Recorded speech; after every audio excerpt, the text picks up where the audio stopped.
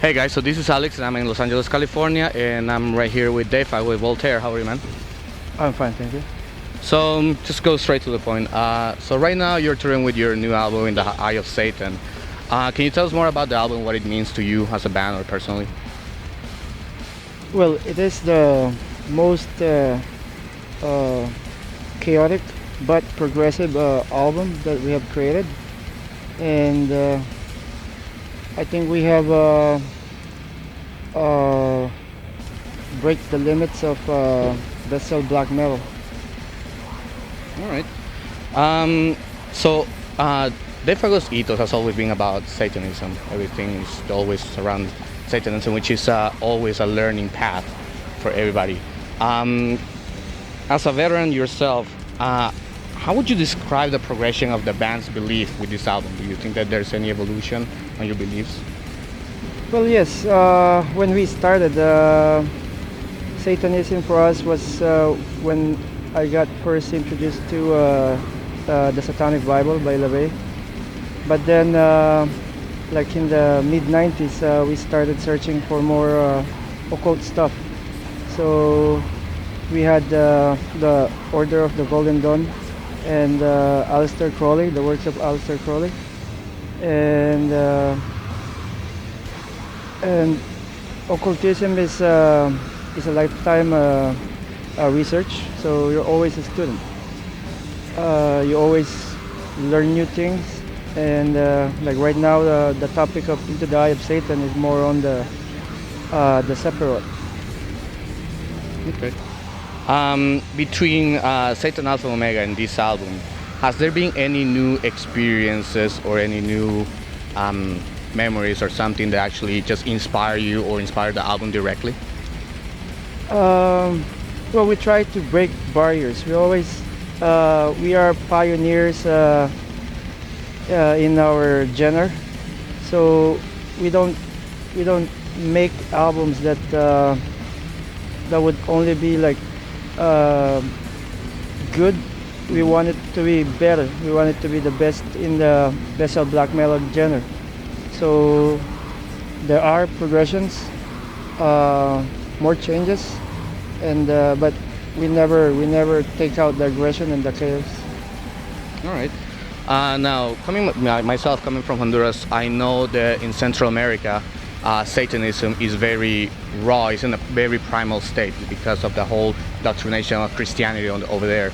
Have you found, or do you have any allies that you have affinity in regards to this message that they're interested in sending the message the same way that you are?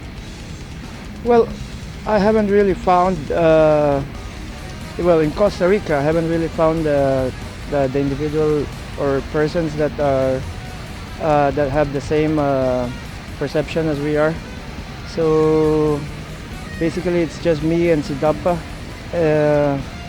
that practices ceremonial magic. All right. Speaking of that, for those who want to introduce themselves on the left-hand path, what would you say that they should do? What do you think that is the right step to get into that direction properly? Well, it is a continuous research. So the thing is, just like in our albums, we don't really delve much. We give bits and pieces to make the imagination of the people listening.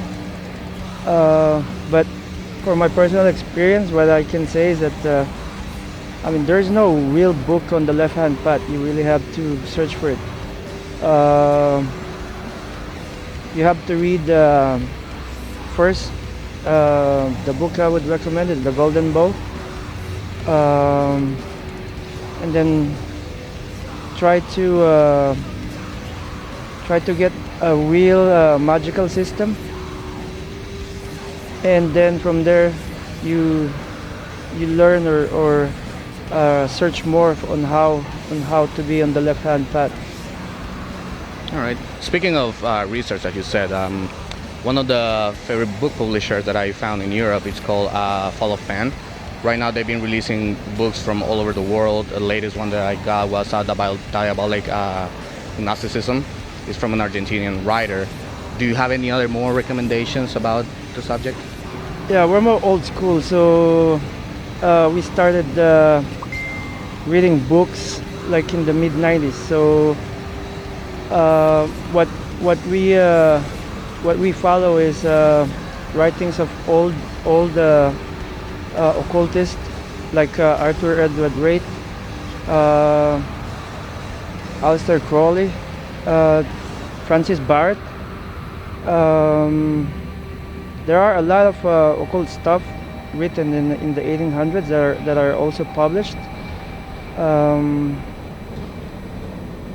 Yeah, we are more on the old school ceremonial magic. All right. All right, so just going back a little bit with the album.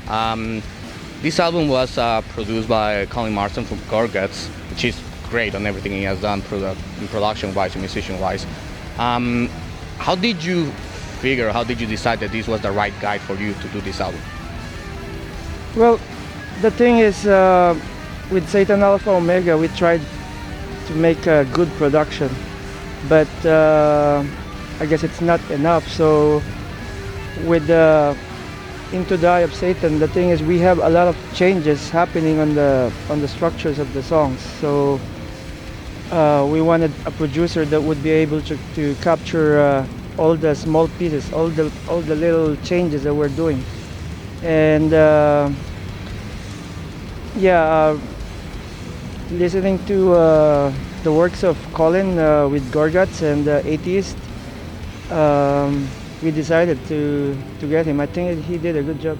Sounds actually great. The production of the album sounds fantastic, actually. So actually, very, very good pick.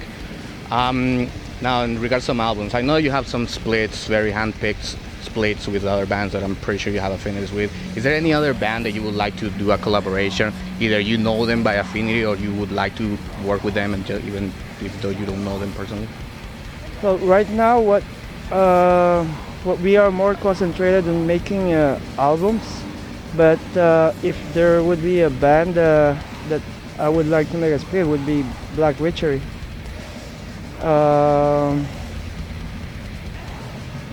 I think pretty much it's just them. Perfect.